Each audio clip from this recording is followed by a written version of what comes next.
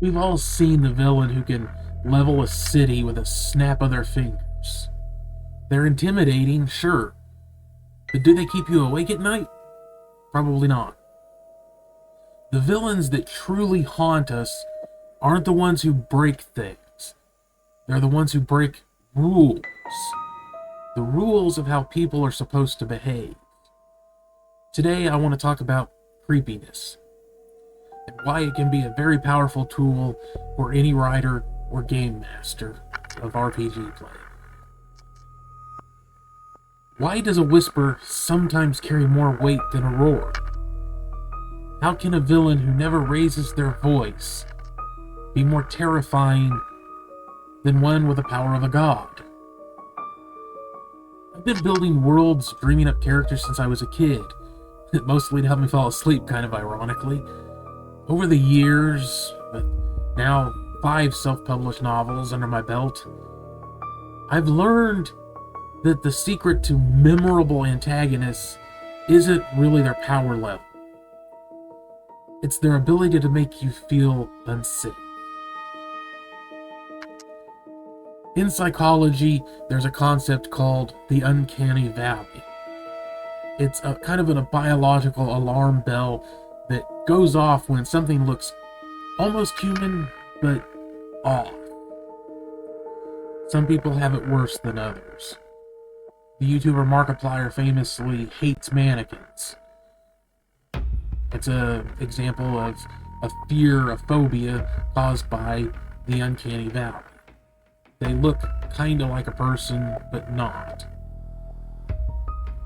When we face a big, loud villain, like a dragon, an army, a supervillain with big powers, our brain knows what to do. It's fight or flight. But when we face a creepy villain, our brains kind of get stuck. We don't know what to do.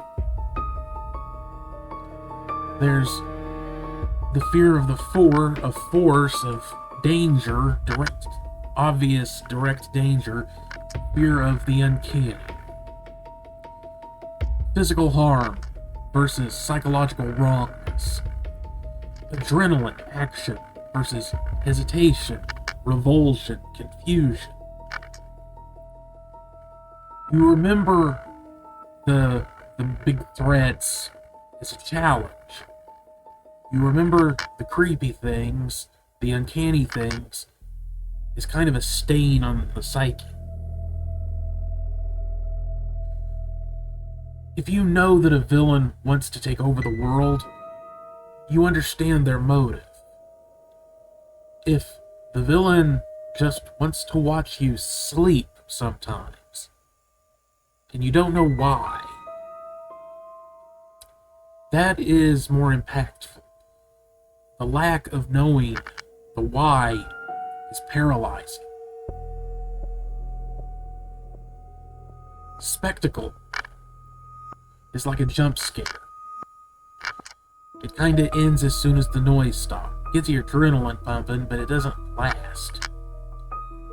While things that are more subtle, they linger. It's the difference between a jump scare and getting up in the morning, realizing that you went to bed and forgot to lock your front door.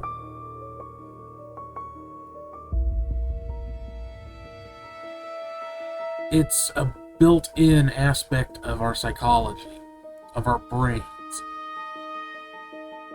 Creepy discomfort creates a deeper impact, a deeper hook in the brain than mere spectacle with noise, boom, splashes, excitement. We want to solve the discomfort, so we keep thinking about the character, trying to make it make sense. I want to use an example from an old TV show, The X-Files, that I think is a perfect example of this. Eugene Toombs from The X-Files. He wasn't a bodybuilder or sorcerer. He didn't have any amazing over-the-top powers. What he was a quiet, unassuming looking man. But he did have one special power. He could stretch himself to fit through very narrow spaces. And he used that in order to kill people. Yes, there's danger involved. But the creepiness comes from the fact that unless you know he's dangerous, you would never know it. He doesn't look dangerous at all, is what I mean.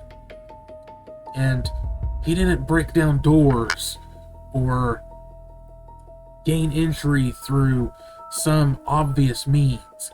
He was able to stretch and wriggle himself through tight spaces to violate the space of the people that he was after.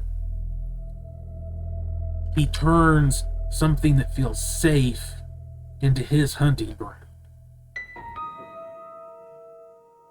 Another aspect of the character that was very disturbing was that he would build a nest because he hibernated for long periods of time after hunting for a while.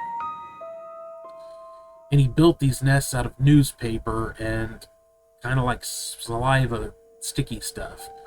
And it's viscerally gross. It's not just kind of scary, it's scary because it feels so wrong. And probably one of the most scary things about him is that he's never shows strong emotion. He doesn't get angry. The only time you ever see this character show any kind of strong interest, anything, is when he's hungry.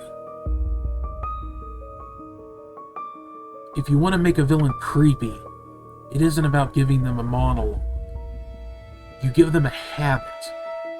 Something that makes no sense to a normal person, but does to them. So why should you use this in your stories, or if you're a game master in your games? Because it's easy to fall into the trap of power creep, of making every villain bigger and badder, more impactful and dangerous than the last.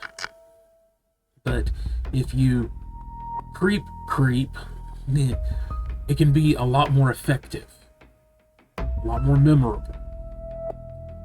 You focus on the subtle, the silent, and the unsettling.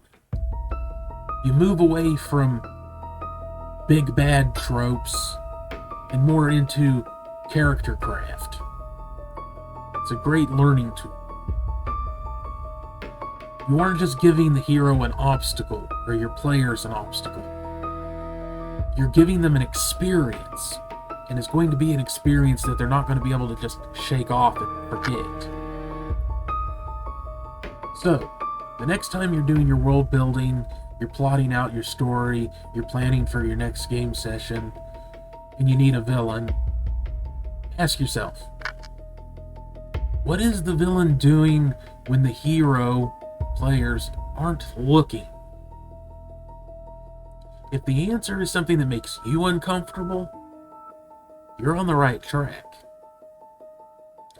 Thank you very much for watching. More resources in the description. I'll see y'all in the next one. Later.